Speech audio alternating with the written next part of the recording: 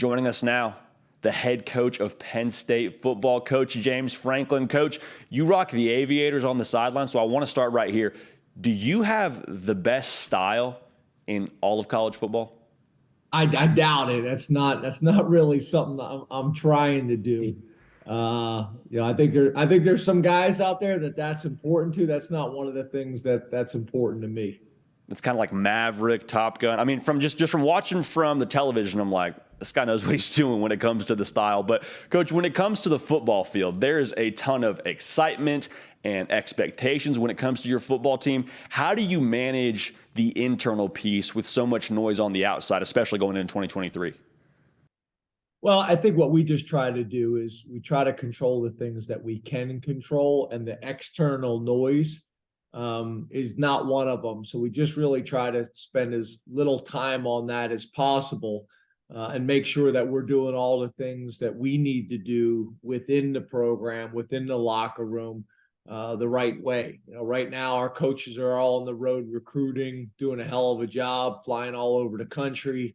We're back here doing our game breakdowns for our first four opponents. And our players have started summer school. They started summer school on Monday, so they're here doing workouts and getting, some of the freshmen that were able to show up, kind of adjusted to how we operate around here. So we're kind of full steam ahead, and excited about, this year and what the season could bring.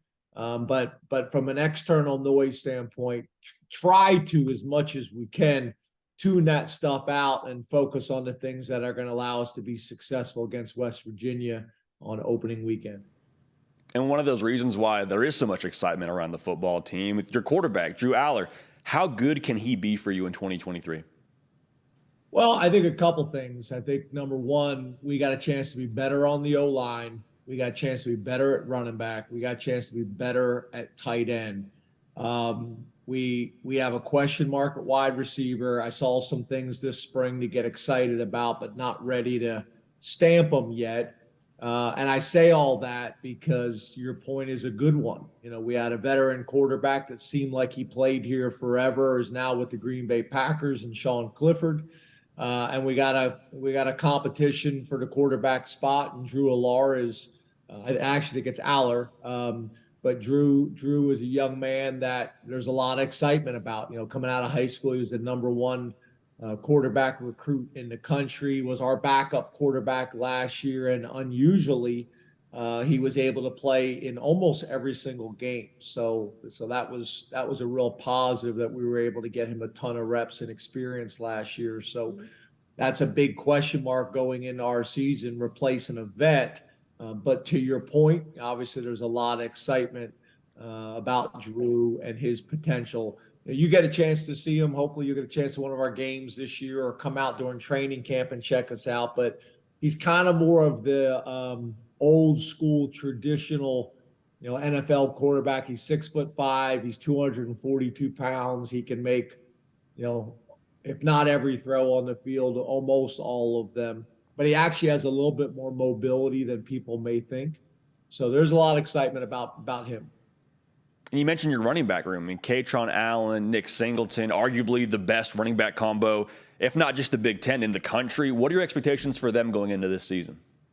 Well, they just had so much success. Last year as true freshmen, Nick is kind of the home run guy, went for an 80-yarder in the Rose Bowl against Utah. He's one of those guys that can break it at any moment.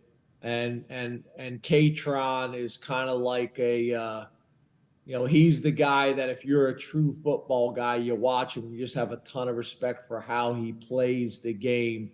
He's the guy that's going to, be productive carry after carry, 6 yards, 8 yards, 12 yards. He'll pop a 20-yard in there.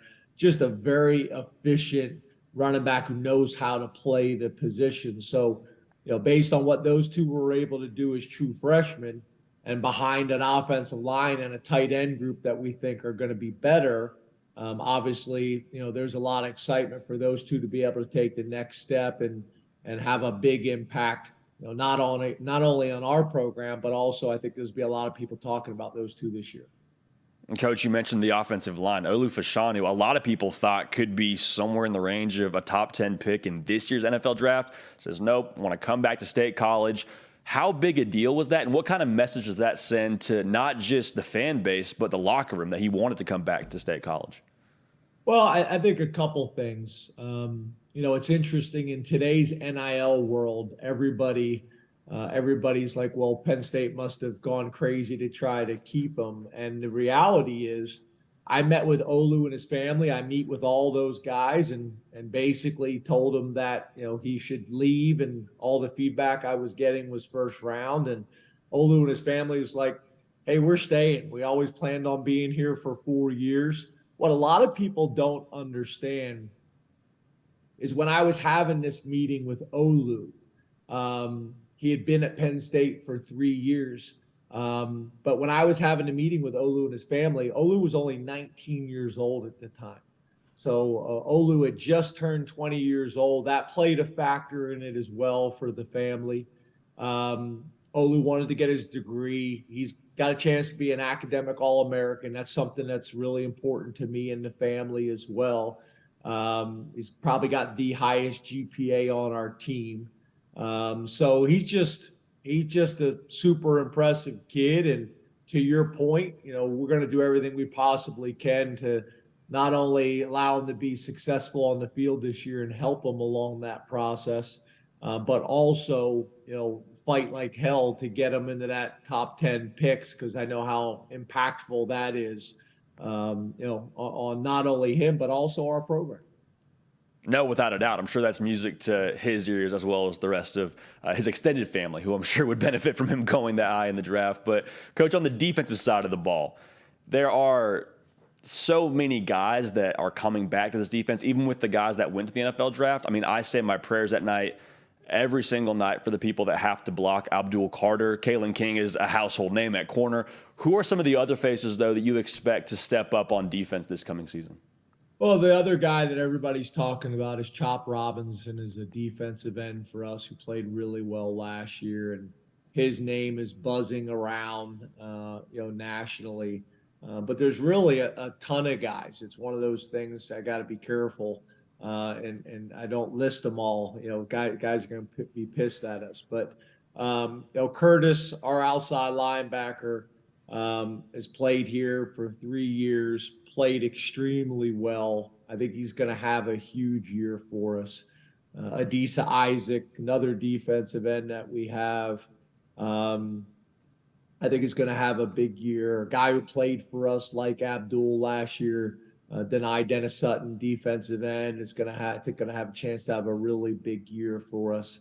One of the things that was big is across from Kalen King, Johnny Dixon had a great spring. So I can go on and on, to be honest with you.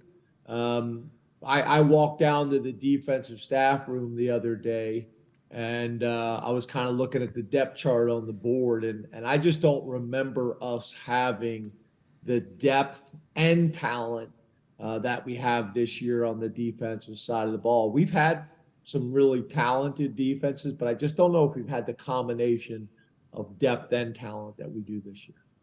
And, Coach, look at the schedule. A lot of people, myself included, want to skip ahead and circle Ohio State and circle Michigan. Is that something that you and your staff are already kind of taking a peek at and maybe game planning for just a little bit? How do you manage that this early in the year with those games being later in the schedule? So West Virginia, West Virginia, West Virginia, West Virginia, West Virginia is who we open with.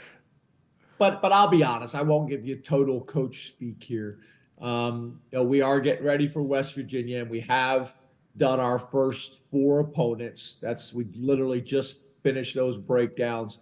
But then we will get a head start on Michigan, and we will get a head start on Ohio State. Obviously, we understand the importance of those 2 games, specifically on our side of the conference. I think, we're anywhere in most publications 5 or 6 in the country preseason. The challenge is Michigan and Ohio State, I think, are 2 and 3 or 2 and 4. So, our side of the conference, whether it's the Big Ten East or the SEC West, you could make the argument, best 2 divisions in college football. Coach, last question before we get you out of here. We appreciate all your time. You mentioned it. There's so much buzz around where y'all are in the preseason rankings, but how are you defining success for your team when it comes to 2023? Yeah, to be honest with you, that's a question I get from time to time, and really we don't do that. It's not like I sit here and kind of come up with this for our program. We just want to have a great camp and put ourselves in the best position to beat West Virginia. On national television, 7:30 primetime game here in Beaver Stadium, and then build on that. And I think if we can build on that week one and get better each week of the season, to put us in the best position to compete for a Big Ten championship and get a chance to get into those playoffs and see where it goes from there. That's what's important to us is how do we put ourselves in the best position to beat West Virginia and then build on it. We're excited about those opportunities and we're excited about those challenges. Well, we can't wait for it. What we got from this is West Virginia is first and foremost. We'll be fired up to watch it when it does come on the television screen. But, Coach, appreciate all your time. Looking forward to seeing y'all get after it in the fall. I do want to put an invitation out to you. We'd love for you to come out and do your show during training camp from our balcony overlooking the fields. Get a chance to interact with our staff, interact with our players. You're doing a great job, so we would love to have you. And then the other thing is being there in Nashville, you got to get over and check out my man, Coach Corbs at Vandy, the baseball coach. Does a heck of a job over there. Absolutely. Coach, done deal. We appreciate you. We're going to make that happen. Fired up to be there. Thanks so much, Coach. Thanks, buddy. Have a good day.